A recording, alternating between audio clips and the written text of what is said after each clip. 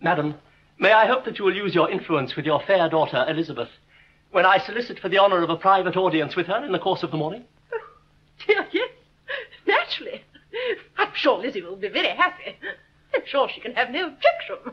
Come, Kitty, I want you upstairs. Dear ma'am, do not go. I beg you will not go.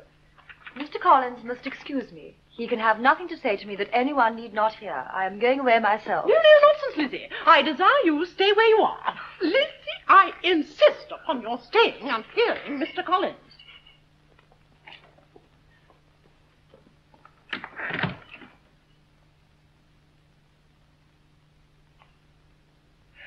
Believe me, my dear Miss Elizabeth, that your modesty, so far from doing you any disservice, rather adds to your other perfections.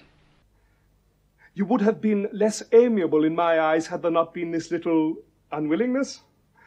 You can hardly doubt the purport of my discourse, however your natural delicacy may lead you to dissemble. My attentions have been too marked to be mistaken. Almost as soon as I entered the house, I singled you out as the companion of my future life. But before I am run away by my feelings on this subject, perhaps it would be advisable for me to state my reasons for marrying. And moreover for coming into Hertfordshire with the design of selecting a wife, which I certainly did. My reasons for marrying are, first, that I think it a right thing that every clergyman in easy circumstances, like myself, should set the example of matrimony in his parish. Secondly, that I am convinced it will add very greatly to my happiness.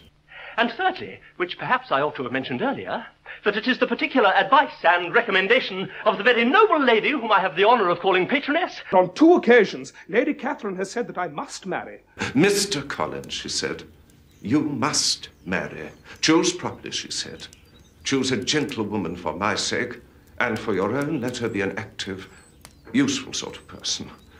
Not brought up too high. But able to make a small income go a long way.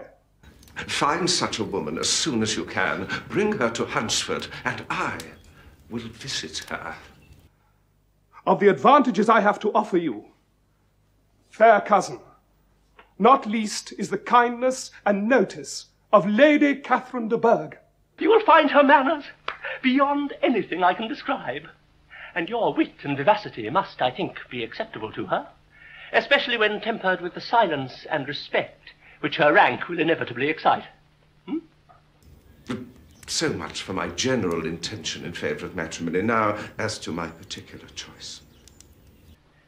As I am to inherit this estate after the death of your honoured father, who, however, may live many years longer, I could not satisfy myself without resolving to choose a wife from among his daughters. that the loss to them might be as little as possible when the melancholy event takes place. These, dear Miss Elizabeth, are my motives. And now, nothing remains but for me to assure you, in the most animated language, of the violence of my affection. To fortune, I am perfectly indifferent. I am well aware that £1,000 in the 4% is all you may ever be entitled to. But rest assured, I shall never reproach on that score when we are married. You are too hasty, sir. You forget that I have made no answer. Let me do so now. I thank you for your compliments. I am very sensible of the honour of your proposals, but it is impossible for me to do otherwise than refuse them.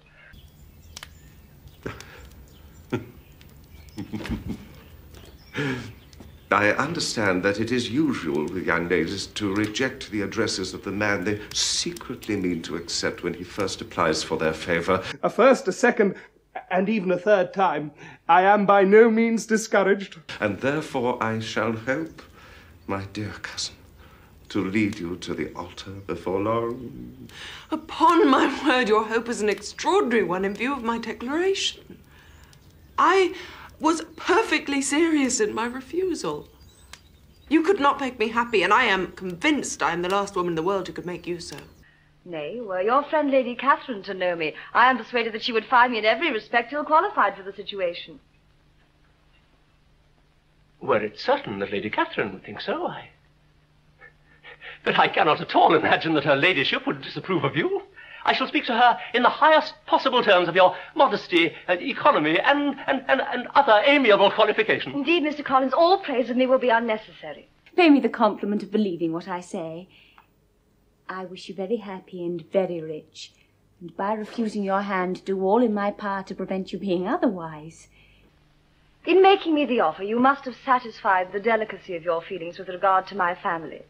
And you may now take possession of the Longbourn estate whenever it falls without any feeling of self-reproach. The matter may be considered settled. Miss Eliza, you are merely following the custom of elegant females. My situation in life, my connection with the noble family of de Burgh are circumstances highly in my favor. I think you ought to take into consideration. In spite of your manifold attraction, it is by no means certain that another offer of marriage will ever be made to you. Your position is unhappily most small. You cannot be serious in your rejection. I must attribute it to your wish of increasing my love by suspense, in the usual manner of elegant females. I assure you, sir, that I have no pretensions to the kind of elegance which consists in tormenting a respectable man. I thank you for the honour of your proposals, but to accept them is absolutely impossible. My feelings forbid it in every respect. Can I speak plainer? I am a rational creature, speaking the truth from her heart. You are uniformly charming. And I am persuaded that when sanctioned by your excellent parents, my proposals will not fail of being acceptable.